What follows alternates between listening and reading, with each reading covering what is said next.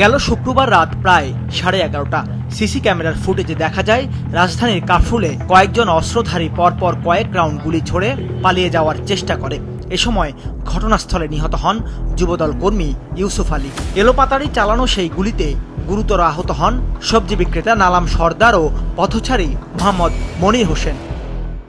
ঘটনাস্থল থেকে শুটার চঞ্চল মোল্লাকে অস্ত্রসহ গ্রেফতার করে আইনশৃঙ্খলা বাহিনী। পরে ডিবি ও কাফরুল থানা পুলিশের হাতে গ্রেফতার হয় আরও 7 জন। এ নিয়ে আজ ডিএমপি মিডিয়া সেন্টারে সংবাদ সম্মেলনে ডিবি জানায় 25 লাখ টাকায় 4 শুটার ভাড়ায় আনা হয়েছিল মাগুরা ও ঝিনাইদহ থেকে।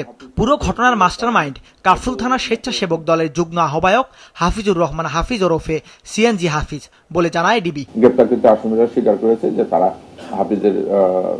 হাফিজ তাদেরকে ভাড়া করে নিয়ে এসেছে। এতে প্রাথমিকভাবে জানা গেছে যে 25 লাখ টাকার চুক্তি হয়েছে।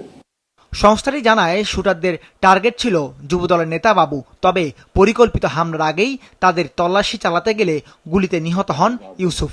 ফুটপাতে চাঁদাবাজি সহ আরো কয়েকটি দ্বন্দ্বে ওই হামলা চালানো হয় বলে দাবি ডিবির। আসামি অ্যারেস্ট করেছে, জিজ্ঞাসাবাদ করেছে।